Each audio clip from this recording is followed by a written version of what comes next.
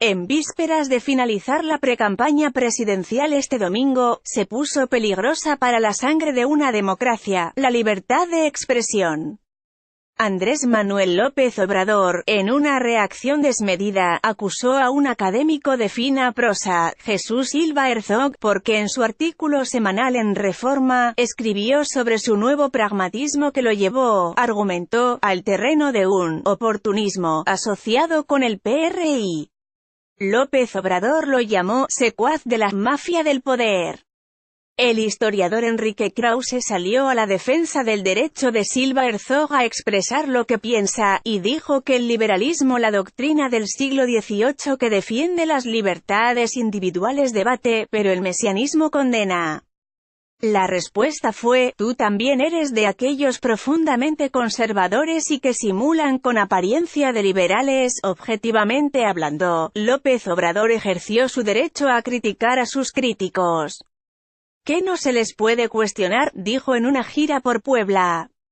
Ellos sí pueden decir que soy mesiánico, populista, oportunista. Yo apenas lo único que les dije, se los repito, son profundamente conservadores con apariencia de liberales. Eso es todo y tengo razón. Tiene toda la razón, si este caso fuera consistente con su comportamiento político, pero no lo es. La respuesta en la República de las opiniones al lance de López Obrador, la sintetizó Francisco Garfias, uno de los columnistas más leídos por la clase política, en Excelsior. Lo volvió a traicionar la intolerancia que parecía haber exorcizado en su tercera campaña presidencial. Las reacciones negativas, en una actitud muy típica suya, no lo hicieron matizar ni replicar racionalmente, sino apretar el acelerador.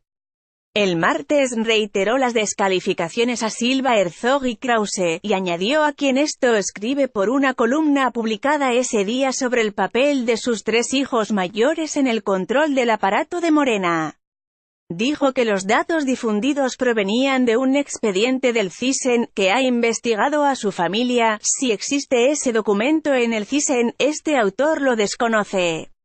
Pero dos puntos son relevantes: no negó la veracidad de lo publicado y, sobre todo, no es un secreto. El control que entregó a sus hijos del aparato de Morena es un tema público y de conversación interna que ha producido tensiones, aunque hasta ahora, nadie ha cuestionado esa delegación de poder a su familia. Los dos episodios tienen que verse en un contexto más amplio para entender lo que esconde la reacción de López Obrador, a quien hay que analizarlo bajo parámetros distintos de donde se mueven los políticos, sino dentro de los que construyen universos religiosos.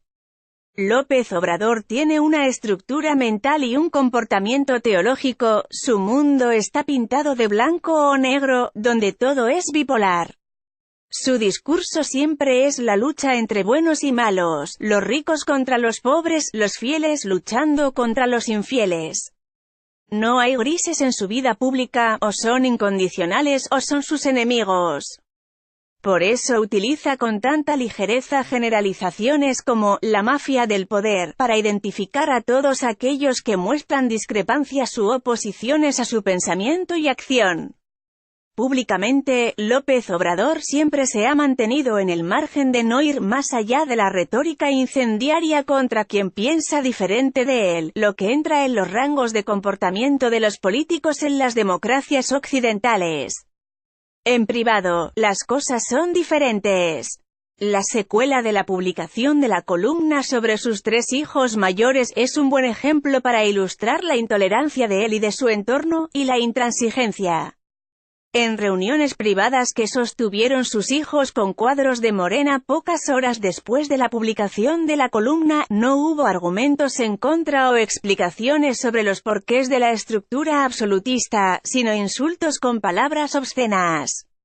Incapaces de analizar una crítica y desmontarla dialécticamente, se lanzaron al linchamiento, como en 2006 se hizo con un grupo de periodistas cuyas fotografías se colgaron en el Zócalo para que fueran juzgados el patíbulo popular, y durante meses se utilizó la pluma anónima de un periodista incondicional a él, que publicada en la red Fichitas, donde difamaba a mentes independientes.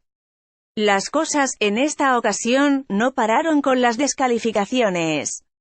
El mismo martes inició una cacería de brujas dentro de Morena para descubrir quiénes habían aportado la información sustantiva para ese texto, cuyos resultados finales aún no se conocen.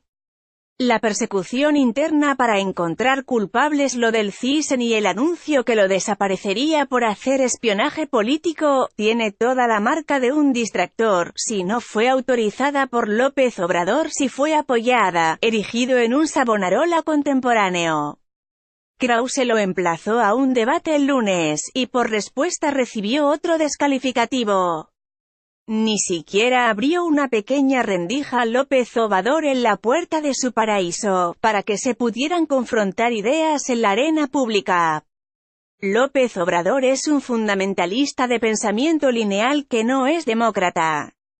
No importa, si actuara con la altitud de miras que podría encontrar, por ejemplo, en la biografía de Frederick de Klerk, el presidente sudafricano defensor del apartheid, que entendió que para poder sacar adelante a su país, de mayorías oprimidas, pobres y discriminadas, tenía que avanzar por la ruta de la democracia aunque él no lo fuera. La moraleja de Klerk, que puede seguir López Obrador, es que no se necesita ser un demócrata para construir una democracia, ni puede haber democracia sin libertad de prensa. Tocar los tambores de guerra contra ella es una señal peligrosa. En esta nota, precampaña presidencial Andrés Manuel López Obrador.